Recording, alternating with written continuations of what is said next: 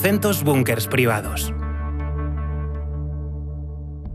Tremendo, que parecen auténticas casas e hai búnkeres nos que pode estar ata un ano dentro aí con todo tipo de provisións. Bueno, oxalá de verdade, vámonos poñer un pouco menos tensos, teñamos que vivir aquí en Galicia, en España, ninguna situación deste tipo, pero é verdade, que isto do kit de supervivencia en moitas casas galegas xa se queda curto, porque hai auténticos, hai auténticas provisións para pasar tempo e tempo. Un exemplo, a casa de Mabel en Mazaricos. Mirade, son 6 persoas na casa e mirade como teñen un arcón conxelador. Ata arriba, Rocío, de carne, froitas, verduras, aí hai de todo.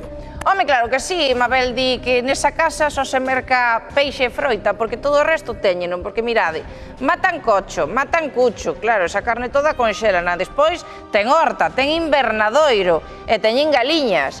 Mabel di que nesa casa non falta de nada, e que pase o que pase, eles padecerán de outra cousa, pero fame non a van pasar.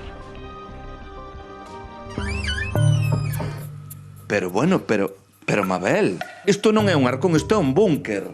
Bueno, é o máis grande que temos, porque temos 3. Non, sí.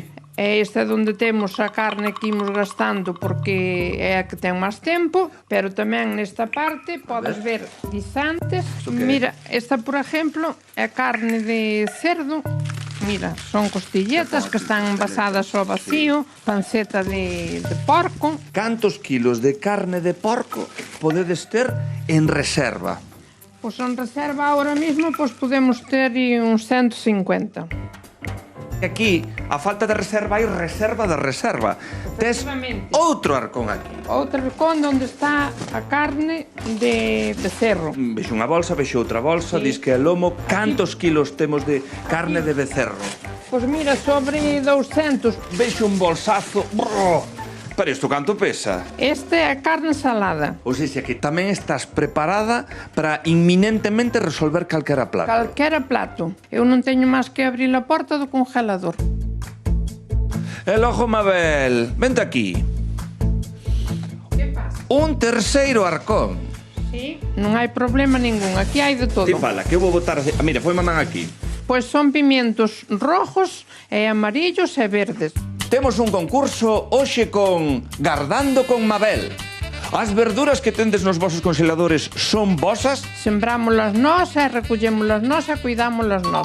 A carne de porco que tendes guardada é dos vosos porcos? É dos nosos porcos. A carne de cucho é dos vosos cuchos? Dos nosos cuchos, é das nosas vacas, de todo. O que non vin nada ainda agora e chámame a atención e non entrou nin nas preguntas do concurso é que non vexo polo.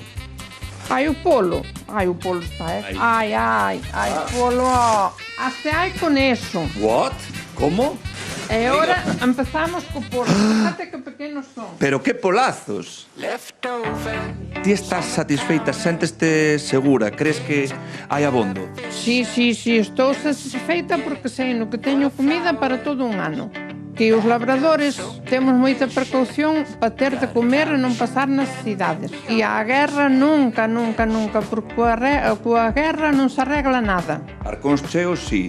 Guerra non fai. Guerra non.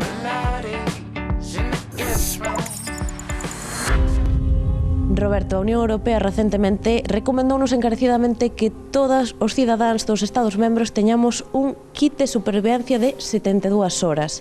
Primeiro de todo, ¿por qué? ¿Y por qué de 72 horas? 72 horas porque se considera que en caso de una emergencia, 72 horas se restablecerían los servicios mínimos básicos o nos podrían enviar ayuda. Y en menos de 72 pues tendríamos reabastecimiento pues de agua, comida o evacuarnos de la zona si fuera posible. En la mochila tenemos que tener los elementos básicos y necesarios para cumplir sobre todo 3 necesidades, que son fuego, agua y refugio. En caso de refugio, por ejemplo, tenemos esto, que es un tarp. Podemos, con un bastón de senderismo 4 piquetas, hacer una tienda con puerta cerrada en 5 minutos. Después el agua, pues tenemos desde pastillas potabilizadoras y tenemos filtros de agua. Y el fuego, pues simplemente con un pequeño ferrocerio, que es este elemento que no lleva gas, no lleva pilas, no lleva nada, lo podemos mojar. Bueno, pues cogemos un poquito de algodón, lo apoyamos